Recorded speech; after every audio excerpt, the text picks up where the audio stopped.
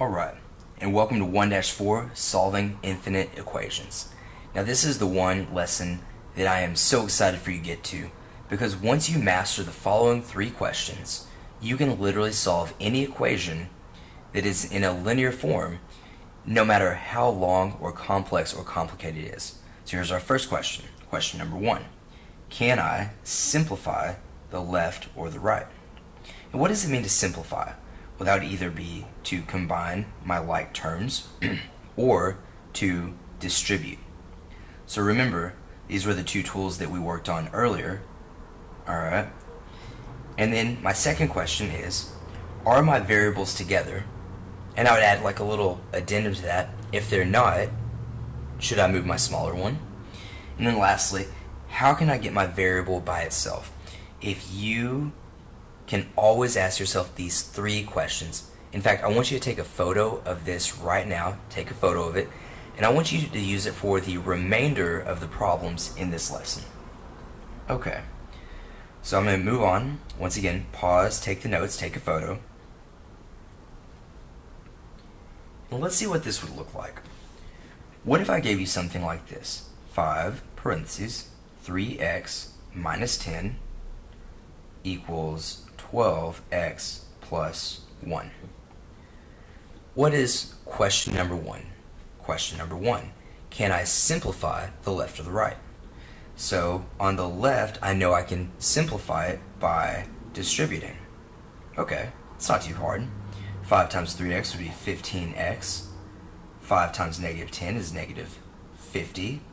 Of course, this is already simplified. We cannot combine like terms. Now let's go to question number 2. Are my variables together? And the answer is no. I see that I have x's on both sides.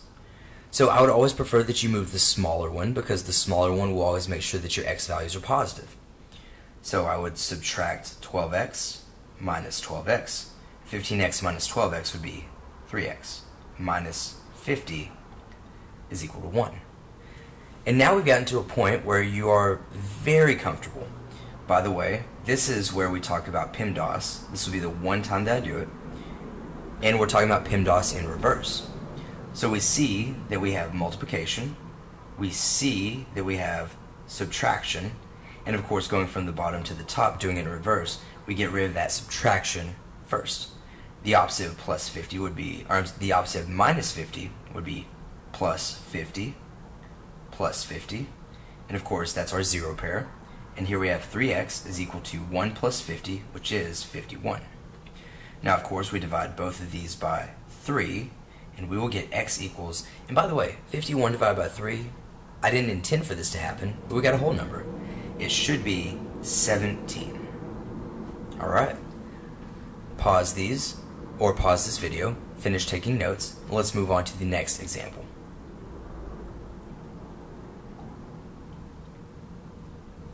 Okay, in example 2, I am definitely going to make this a whole lot more difficult. So here we have 5a plus 8 minus 3a is equal to 12 times 6a plus 7. And I've used some big numbers here too, so have your calculator handy or use the Desmos Scientific Calculator, but let's start working through. Question number 1. Can I simplify the left or the right? And in fact, from here on out, when I say question number 1 or question number 2 or question number 3, I want you to try and say it before I say it. So question number 1, can I simplify the left or the right? Well, the left can be simplified by combining my like terms. I have a 5a minus 3a, which would be 2a plus 8 is equal to. On my right-hand side, I can simplify by distributing. 12 times 6a is 72a, and 12 times 7 is 84. And you're probably unfamiliar with your 12s. I would encourage you to memorize them. Question number 2.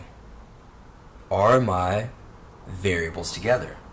And of course, we see that they're not. There's a 2a right there, there's a 72a right there, and we will subtract that positive 2a because it is the smaller one. And now I have this. 8 is equal to 70a plus 84. Now from here, how would we possibly get rid of 84? Or I'm sorry, how would we get the variable by itself?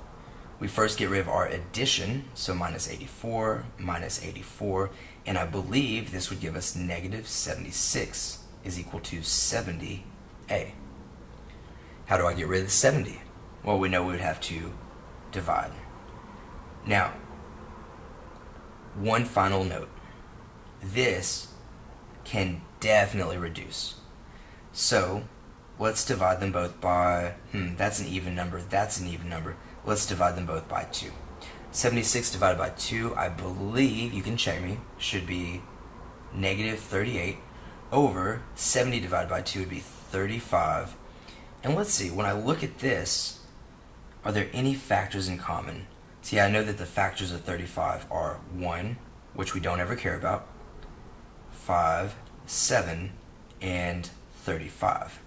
Now in this case, I would say, since 38 can't be divided by 5 or 7, we know that we have reduced it. Alright, let's move on to an even crazier example.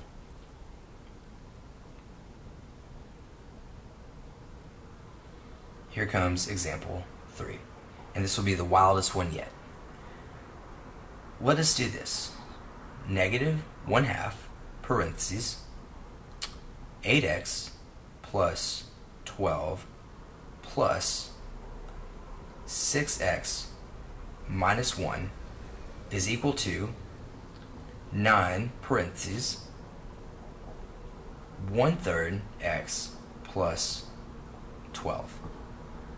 Alright, if you can solve this on your own without a calculator, outside of just simple computations, you are crushing it. You are head and shoulders above many of your peers. Alright, so let's take a look.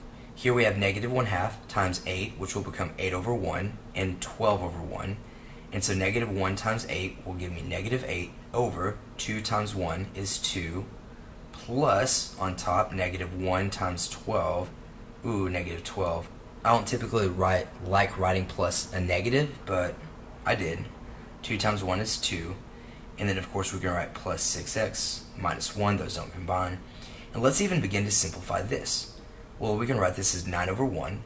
9 times 1 is 9 over 1 times 3 is 3x plus, and 9 times 12 is 108. Once again, I would encourage you, memorize your 12s.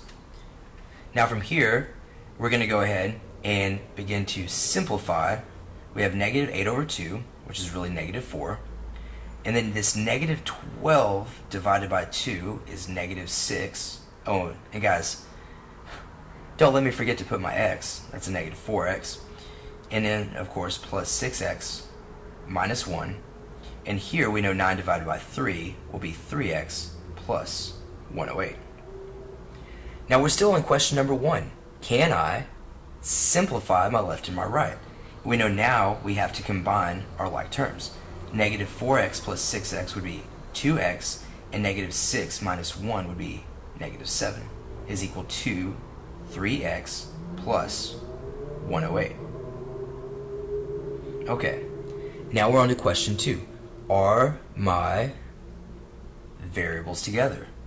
And here we see that this 2x is the smaller one, so I'll subtract 2x, and I will subtract 2, I'll subtract 2x. Okay, and now we have negative 7 is equal to 3x minus 2x is simply x plus 108. Okay, now here's the last thing. I'll do this just a little bit strangely, but we have to get rid of that plus 108, and so of course we can minus 108 minus 108, and you should know that combining two negatives, when you're adding two negatives together, will make it more negative. So negative 108 minus 7 becomes negative 115 is equal to x. Notice we don't have to divide by any sort of coefficient here because x is already by itself there. Alright, I hope that this helps, and I will see y'all in our next lesson.